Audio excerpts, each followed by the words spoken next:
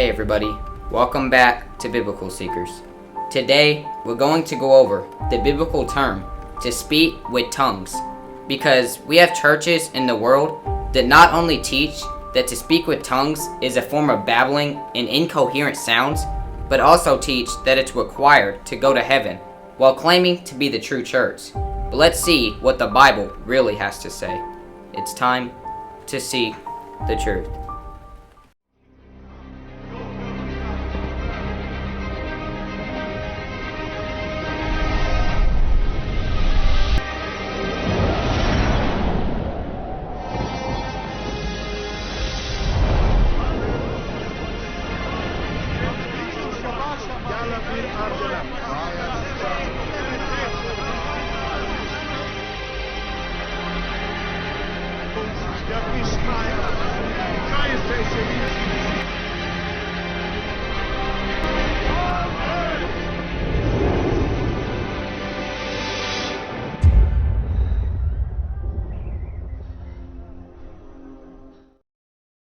Okay, let's get started.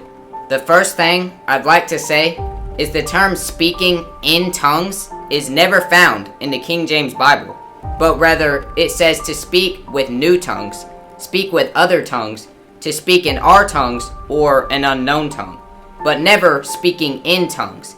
Here, let's have a look at what Jesus said the first time the Bible mentions to speak with new tongues in Mark chapter 16, verses 17 and 18.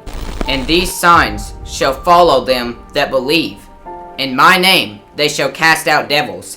They shall speak with new tongues. They shall take up serpents.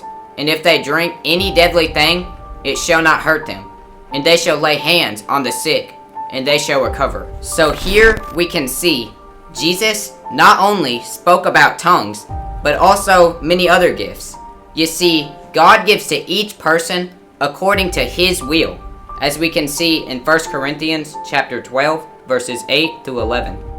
For to one is given by the same Spirit the word of wisdom, to another the word of knowledge by the same Spirit, to another faith by the same Spirit, to another the gifts of healing by the same Spirit, to another the working of miracles, to another prophecy, to another discerning of spirits, to another diverse kinds of tongues, to another the interpretation of tongues.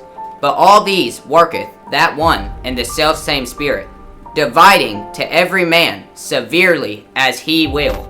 So here we can see that everyone will not receive the gift of tongues, but only those who God wills shall receive the gift of tongues. Now, let's take a look at what the Apostle Paul had to say in 1 Corinthians chapter 14, verse 5. I would that ye all spake with tongues, but rather that ye prophesied. For greater is he that prophesieth than he that speaketh with tongues, except he interpret, that the church may receive edifying.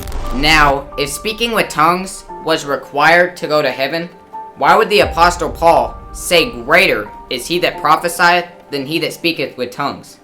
You see, to speak with tongues is not a babble, nor speaking a bunch of mixed up syllables that we do not comprehend, but rather it is a language that can be understood. That is, if someone speaks that language.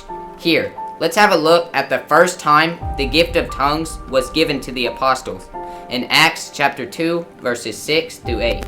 Now when this was noised abroad, the multitude came together and were confounded, because that every man heard them speak in his own language. And they were all amazed and marveled, saying one to another, Behold, are not all these which speak Galileans? And how hear we every man in our own tongue, wherein we were born?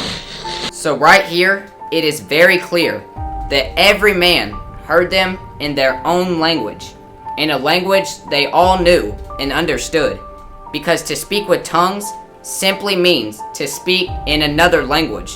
So with that being said, always remember to study to show thyself approved, and let the Bible interpret itself.